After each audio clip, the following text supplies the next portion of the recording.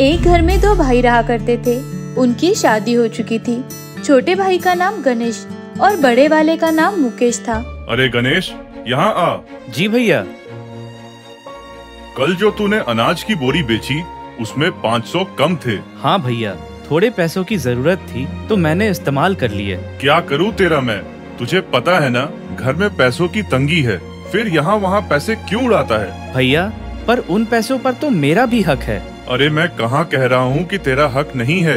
अच्छा सुन, आज खेत का पूरा काम निपटा ले और भाभी बाहर जा रही है। मुकेश बड़ा भाई होने का फायदा उठा रहा था। गणेश को पूरे दिन खेत में काम करवाता और जो भी पैसे आते थे वो खुद ही रख लेता था। एक दिन गणेश की पत्नी ममता खाना बना रही होती है। ममता, क्या तुम्हें बुखार है? हाँ, ठंड से मेरा शरीर कांप रहा है। फिर क्यों खाना बना रही हो? आराम करो। भाभी भाभी। रहने दीजिए, मैं कर लूंगी। ममता को तेज बुखार था, फिर भी भाभी उसी से घर का सारा काम करवाती थी। क्यों चिल्ला रहा है? मेरी पूरी नींद खराब कर दी। अच्छा, आपको नींद की पड़ी है। ममता को बुखार है, आपको इसका ख्याल रखना चाहिए था और आप खुद सो रही थी। बुखार ही है ना, मर तो नहीं गई जो तू इतना ताव दिखा रहा है। आप नौकरों की तरह ममता से काम करवाती हो। सुनते हो जी, ये आवारा गणेश कैसे बातें कर रहा है मुझसे। अपने पत्नी की बात सुनकर मुकेश गणेश पर चिल्लाने लगा, बिना किसी बात को सुने। भाभी से बात करने की तमीज नहीं है तुझे? माफी मांग भाभी से। भैया, आपको हमेशा मेरी ही गलती दिखाई देती है। मैं कोई माफी नहीं मांगने वाला हूँ। गणेश, तुझे इस घर में रहना है तो माफी मांगनी होगी, वरना निकल जा इस घर से। गणेश अपना और ममता का सारा सामान बांध लेता है और घर से जाने लगता है। रुक जा, अपने आधे हिस्से के कागजात लेते जा। अब से तेरा कोई हक नहीं है इस घर और खेतों पे। क्या? देख ले कागजात पे, पिताजी ने मरने से पहले खेत और घर मेरे नाम कर दिए थे और तेरे नाम पे बस बांस के बगीचे और पुराना घर। अब समझे? तुम दोनों बस इस घर में नौकर थे, नौकर, और आगे की जिंदगी बिताओ गरीबों जैसी। निकलो यहाँ से। गणेश अपने हिस्से पर आए हुए पुराने घर में आ गया। घर की हालत खराब थी, सब कुछ टूटा फूटा था। ये सब देखकर गणेश की परेशानियां और ज्यादा बढ़ गई। अगली सुबह गणेश बांस के बगीचे से कुछ बांस काटकर बाजार में बेचने जाता है। बांस ले लो, बहुत उम्दा बांस है। तभी बाजार में उसके भैया और भाभी कुछ सामान ले रहे थे। देखो तो बेचारा कैसे बांस बेच रहा है। पिताजी सही कहते थे, तू बस एक नालायक औलाद निकलेगा, और देख वही हो रहा है। अरे भैया, कैसे बांस हैं? भैया मुझे काम करने दो। ज्यादा नहीं साहब, 30 रुपए में एक और 50 में 2 बांस हैं। रोड पर आ गए हैं, फिर भी अकड़ तो देखो। दोनों वहाँ से चले गए। पर मुझे तो 200 से 300 बांस चाहिए। तुम्हारे पास इतने बांस हैं क्या? अरे 200-300 क्या, मेरे पास बहुत बड़े बांस का बगीचा है। 20 से 30 हजार बांस भी दे सकता हूँ। आपको कितने चाहिए? अरे वाह, काम बन गया। तब तो हम कल आपके बगीचे आते हैं। गणेश ने अपने ग्राहक के बारे में ममता को बताया। ये तो बहुत अच्छी बात है। और नहीं तो क्या, कल तुम भी मेरे साथ बगीचे चलना, थोड़ा तुम भी देख लेना। अरे बाप रे, इतना बड़ा बगीचा? मुझे 500 बांस दे दो। इतने बांस का आप क्या करते हो? हम बांस का ढाबा या होटल बनाते हैं, बहुत चलते हैं और पैसे भी कम लगते हैं। गणेश ने ममता की ओर देखा। ममता को हमेशा से खुद का ढाबा खोलना था। गणेश को ये मौका सही लगा।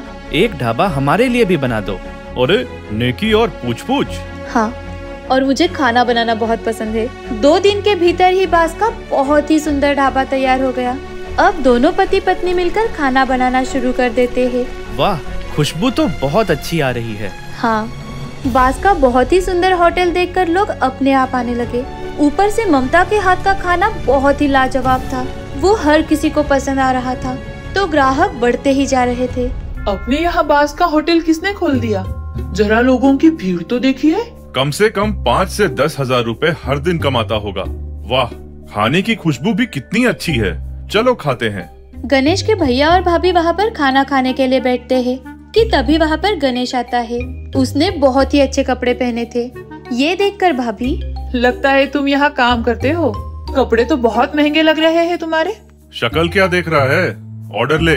छोटू, इन दोनों का ऑर्डर लो। जी मालिक, बोलिए, आप दोनों को खाने में क्या दूं? तू उसे मालिक क्यों बोल रहा है? और कैश काउंटर पे वो क्यों बैठा है? अरे इस होटल के मालिक गणेश साहब हैं, तो वही बैठेंगे ना। क्या इस होटल का मालिक गणेश है? मुझे क्या पता, आप दोनों ऑर्डर दे दो, और भी ग्राहक हैं यहाँ। ममता सोने के गहने पहने हुई थी।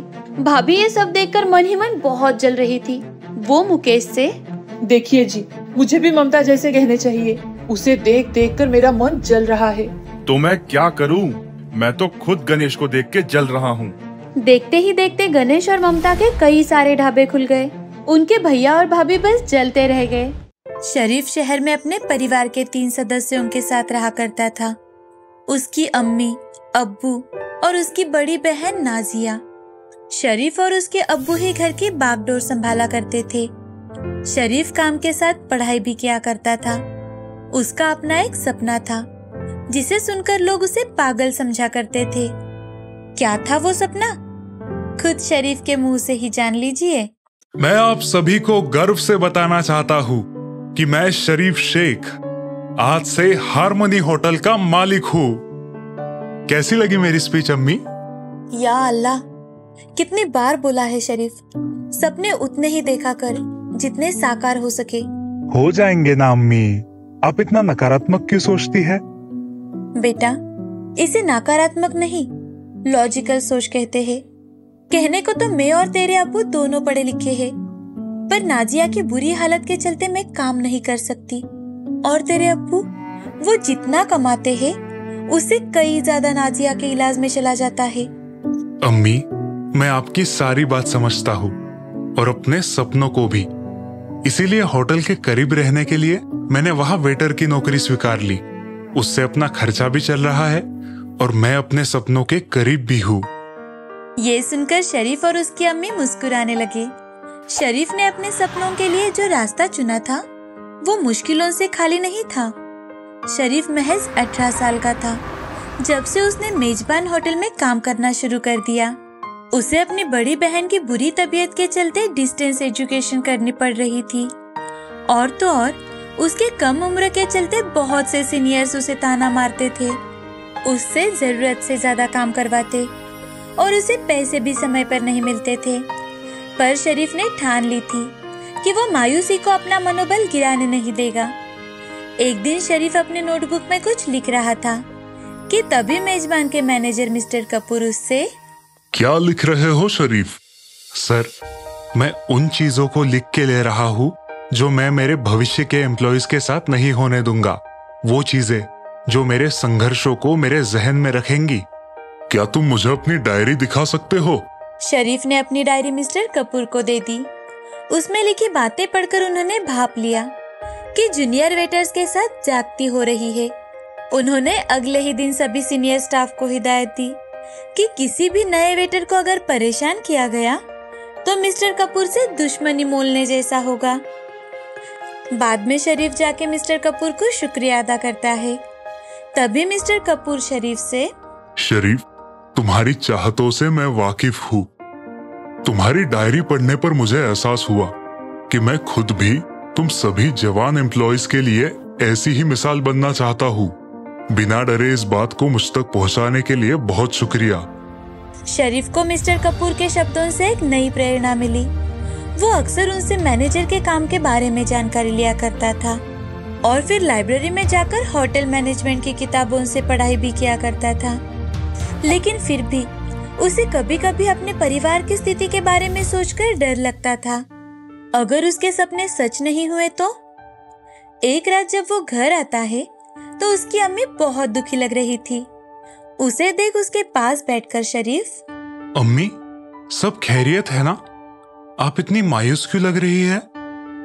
क्या बताऊं बेटा, आज फिर से नाजिया की तबीयत खराब हुई थी तो डॉक्टर ने फिर से ऑपरेशन करने की सलाह दी है। आप चिंता मत करिए, नाजिया दीदी जल्द ही ठीक हो जाएंगी। दुआ तो यही कर रही हूँ। शरीफ तुरंत ही नाजिया से मिलने के लिए उसके कमरे में जाता है और उससे, अब कैसा महसूस कर रही हो दीदी? पहले से बेहतर। दोनों भाई बहन खुल के बातें करने लगे। नाजिया एक हादसे में काफी हद तक जल गई थी। उसकी इस हालत के चलते उससे कोई भी शादी नहीं करना चाहता था, और तो और उसकी तबीयत भी काफी खराब रहा करती थी। शरीफ अक्सर ही उसके दर्द को कम करने के लिए उससे गप्पे लड़ाता। शरीफ, तुम्हें मेरी चिंता करने की कोई जरूरत नहीं है। मैं जितनी दिखती हूँ उससे कहीं ज्यादा बहादुर हूँ। तुम अपने सपनों को साकार करो। मेरा ऑपरेशन तो बाद में भी हो जाएगा। दीदी, ये मेरी गलती का नतीजा है कि आप इस हालत में हो। मुझे बचाने के समय आप ही जल गई थी। अरे मेरे भोले भाई, तुम मेरी जगह होता तो तू भी यही करता। शरीफ नाजिया के गले लग गया और उसने ठान ली कि वो अपने इरादों को बुलंद कर जल्द ही अपने सपने पूरे करेगा। उसने अब पैसे बचाना शुरू कर दिया।